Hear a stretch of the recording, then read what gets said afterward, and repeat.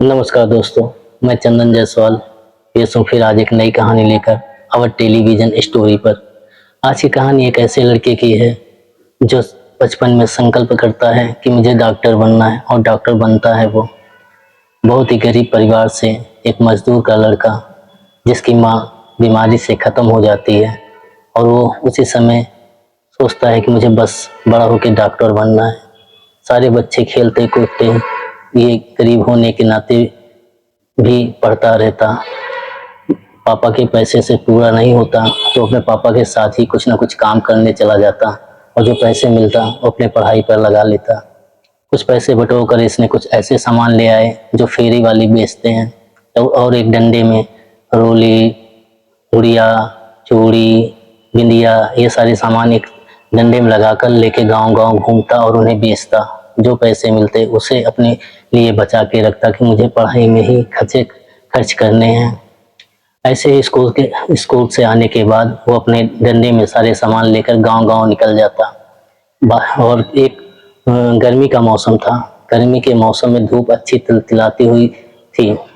School से आता है और अपने डंडे में सारा सामान निकाल कर लगाता है और लेके गांव में निकल जाता है। लेकिन धूप होने के नाते सभी अपने अपने घर में बंद थे और ये लड़का कई गांव घूमता है, कुछ बिकता नहीं। इसे भूख बहुत लग जाती है, घूमते घूमते घूमते चारों तरफ और कुछ बिकता नहीं तो इसे भूख बहुत लग जाती है और वो सोचता है कि अब इस घर के सामने जाऊंगा और अगर वो कुछ नहीं लेगा तो मैं उससे खाने के लिए मांग लूंगा। ये सोचकर एक घर के सामने जाता है और उसका दरवाजा बजाता है।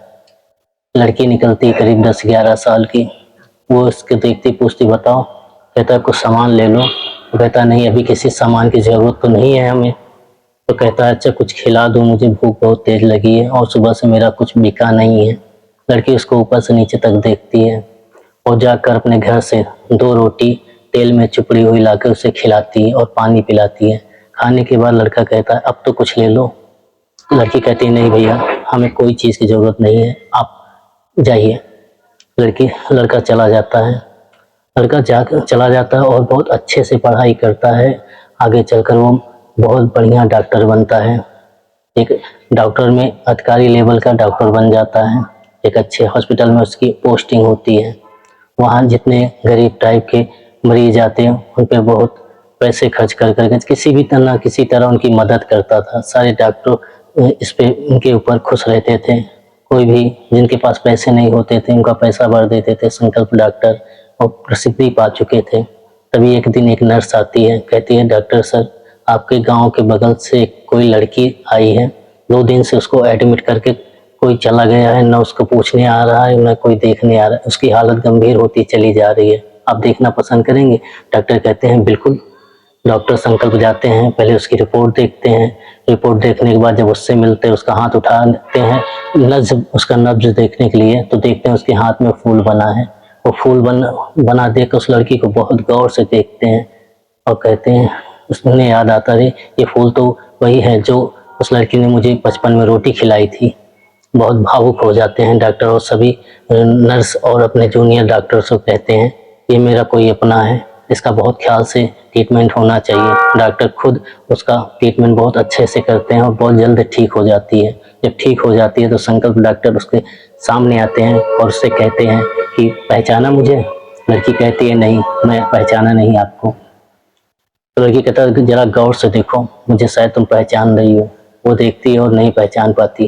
कहती है तो संकल्प डॉक्टर कहता है मैं वही हूँ जो तुम्हारे यहाँ सामान बेचने आता था और तुमसे रोटी मांग कर खाई थी। तुमने अपने हाथों से मुझे जो रोटी दी थी याद है? वो अवाक रह जाती है। कहता है मैं वही लड़का हूँ, आज डॉक्टर हो गया हूँ और तुम्हारा इलाज किया है। लेकिन मुझे ये नहीं समझ में आया दूसरों पर दया करने वाली लड़की भूख से कैसे इतनी बीमार हो गई। मैंने तुम्हारी मेडिकल रिपोर्ट देखी, तुम खाने पीने की वजह से बीमार पड़ी हो।